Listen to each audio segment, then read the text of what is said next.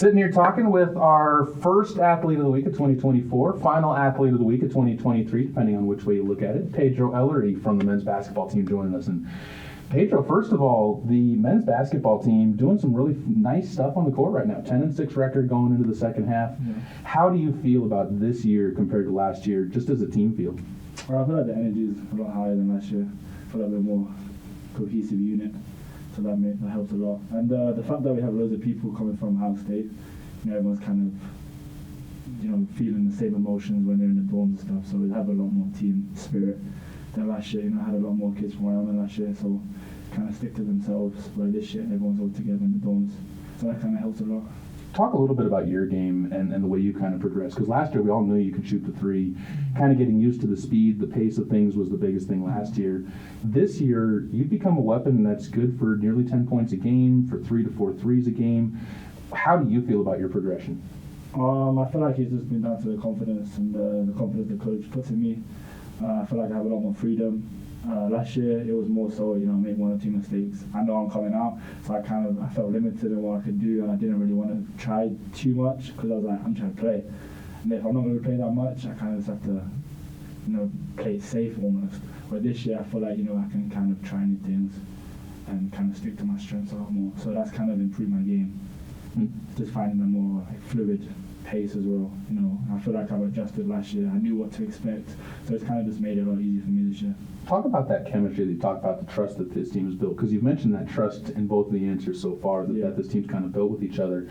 Where did that start? Because it's a very young team. There's only 4 returners from last year's team.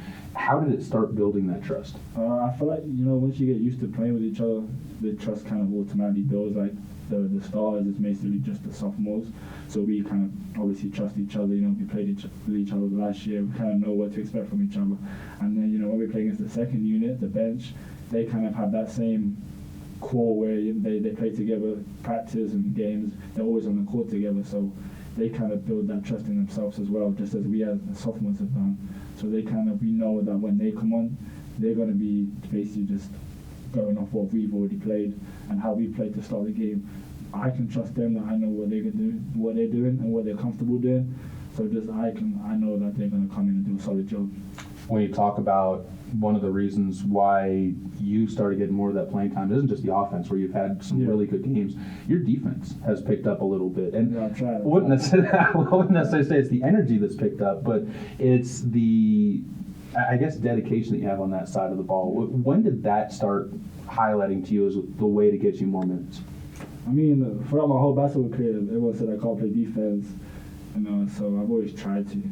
I've always tried. I don't try and let people go past me and just get a wide open layup. Coach, I promise I tried. But I feel like this year, I've kind of been in the weight room a lot more, get my body right, so I can kind of have the ability to stay in front of the defender. So I feel like that's a big thing for me. I do try and play, especially this year. I've noticed that I've been a lot stronger on the defensive end. So just becoming a two-way player has kind of always been on my mind, especially for the D1 level, the 4-year school. You have to play defense. So it's one of the things where I can't just rely on my shooting ability or my offensive talent. I do have to be able to stop the person I'm playing against, my matchup. So that's been just a strong focus for me.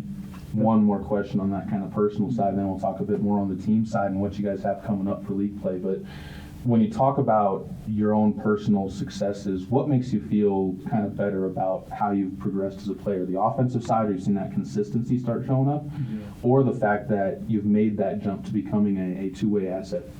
For me, I'd actually say the two-way asset has definitely been something I've prided myself in more. All basketball players have an offensive skill set. They work on their game, their handles, constantly. So pretty much everyone has the confidence in the scoring ability. Not everyone takes the pride in their defense, and you can see that people want to score the ball. People don't really get hyped as much unless it's a big block or something on defense. So for me, it really has just been locking in on that two-way factor, like you said, asset. Wrap it up with a couple things on the team. This region is going to be cutthroat to get out. I don't think there's another way to say it. Do you get excited when you see a region that has that type of a gauntlet that you got to run through, where they're I don't really look at the schedule and see any games that you look at and go like, that's a win. That's a win. That should be a win. That should be a win. Kind of the conversation. No, it just means that every game is exciting for us to play. Every game matters. Every possession matters. So it kind of just makes us more locked in on each game. We don't take a team for granted, which I feel like we have maybe done previously this year. So just coming into conference play now, I feel like it's time we've locked in. Especially, even this week coming back, coaches therefore been on to us, making sure we're prepared for what's coming. I feel like we're taking in that in stride. We know, especially the sophomores, we know how it is in conference play. The scouting becomes a lot more rigorous, I guess. Like they scout you a lot more. They know what to expect. You play each team twice. So yeah, I feel like we're coming in. We know what to expect now, and we're just ready for each game. Is it good that you start off with two of the tougher tests to open up the season with the non-conference against Air Force Prep, which I don't think Coach Salisbury has ever defeated them as a head coach or as an assistant coach, and then you take on Gillette, which, their first year back, but that is one of those pinnacle programs. Is it good to start off with the two top ones you can? Yeah, definitely. It's also important that we're playing at home, so we can build our confidence, because playing at home is such a massive factor. I feel like we've been really tough. You saw when we played Salt Lake at home. So they struggled to play against us. Different story went away, but at home, that just shows how good we can be at home. So just having that home advantage to start the second half of the season has been a big thing. And obviously we saw what Gillette did to Lamar. They got a big win there. So we kind of know what kind of talent they have and the explosive offensive firepower they have. So definitely locked in for them. Should be a fun couple of games coming up. January 9th, the men get things back going against Air Force Prep here at home. On the 16th, that Tuesday coming around, that's when Gillette comes into town. So hopefully we'll see plenty of you guys there. Military Appreciation 2 coming up on the 9th. And then, Pedro, looking forward to seeing you guys get back out onto the court and look for win number 11. Yeah. God bless. Perfect. This kid crushes it.